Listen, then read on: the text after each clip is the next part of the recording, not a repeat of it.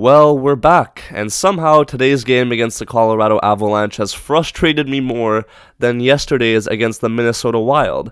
I don't know how that was possible, but here we are. The Vancouver Canucks drop it to the Avalanche 3-1, and I don't think I've been more impatient about a goal than that third period. We'll get into it later, but oh man, we had it, dude. We could have tied that game up so easily, but we couldn't do it. And the Vancouver Canucks dropped 3 straight for the first time this season.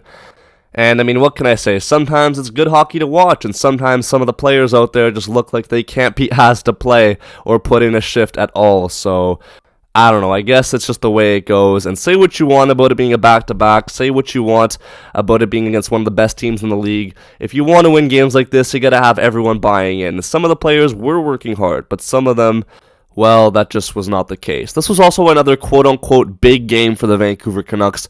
A good test to see how this team would fare against a top playoff team, and it's another loss against a big team, which is a bit unfortunate because it does make my confidence for April go a little bit down, but I guess we're going to have to wait and see. But with that being said, enough of my chatter. Let's move on now to the first period to discuss what actually went down in this hockey game. The first period was pretty back and forth. I mean, the Avalanche started off as the aggressors. They had themselves a ton of good chances, but weren't able to get themselves by Thatcher Demko. And then the Canucks finally settled in, and they got themselves on the board to start us off. It's Brock Boeser to JT Miller for his 28th goal of the season. He slides it by Georgiev there, a nice play. And Brock Boeser gets himself his career-leading 57th point, which was pretty cool to see. So good on Brock for that. He continues to have himself a stellar year, and the Vancouver Canucks are up 1-0. Later on, you have Arshdeep Bains with a chance here with Brock Boeser on a 2-on-1. Personally, I think Bains should have shot it here. He passed it, but it got blocked, and then he got his own rebound and almost batted one by Georgiev to put the Vancouver Canucks up 2-0. Close chance there. And, I mean, other than the penalty he took, I was pretty happy with the way Bains played in that first period. He was quite engaged and looked like he fit in there pretty well despite it being his first NHL game. So good on him. 1-0 is the way that the first period ends.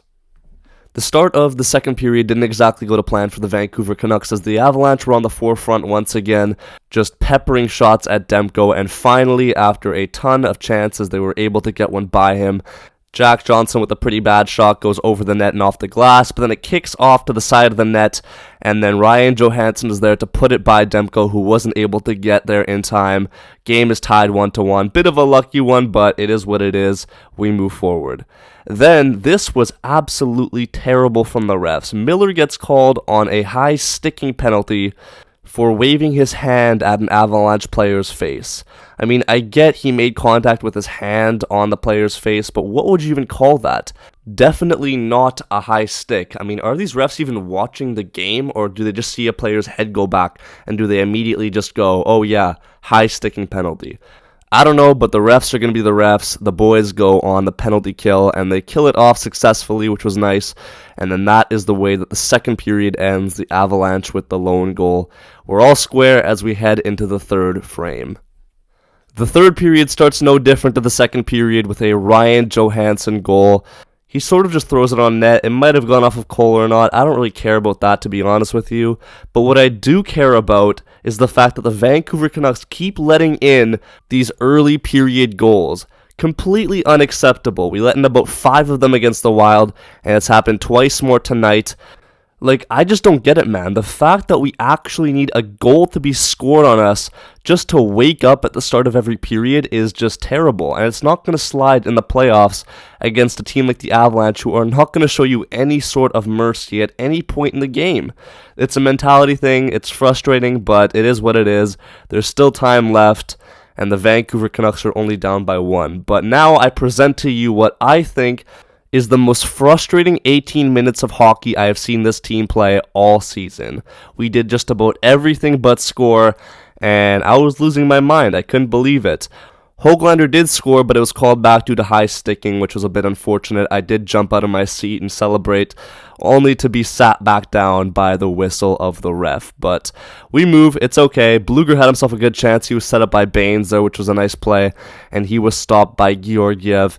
And then this play right here. Oh man, this play. Hughes slides one over to Pettersson, who redirects it. Georgiev the save. And then Lindholm just somehow cannot get his stick on this puck here. He would have had an empty net, but it gets cleared out. And then Höglander has himself a shot as Georgiev is scrambling. But somehow Georgiev gets his pads on it and stops the puck. There's a huge scramble in front after that. But as a resulting factor, the Vancouver Canucks still are down by 1. Oh man, that was annoying to watch, but what do you do? We had ourselves a power play, which was useless as usual, and Hronek probably had the best chance of the night to tie the game here. There's a huge scramble, Georgiev is down and out, Hughes slides him the puck, and when I thought it was in because he had just over half the net to shoot at, he loads up for a slap shot, does not even go for placement, just goes for power, and it gets blocked and goes wide. I don't know what the thought process was, but when you have no goalie to get it by, you would think that you would prioritize accuracy over power, and clearly that wasn't the case here for Hronek, who had tons of time, but unfortunately it got blocked, and that was the game. The Avalanche got themselves an empty net goal to make it 3-1, capping it off, and that was that. You know what, man? It's okay. It's okay. We still have to be smiling. We're still somehow first place in the National Hockey League, even though we've lost a couple of crucial games. We have Seattle on Thursday, and then we have a big game. I mean, probably the biggest game of the season up to date against Boston at home this Saturday.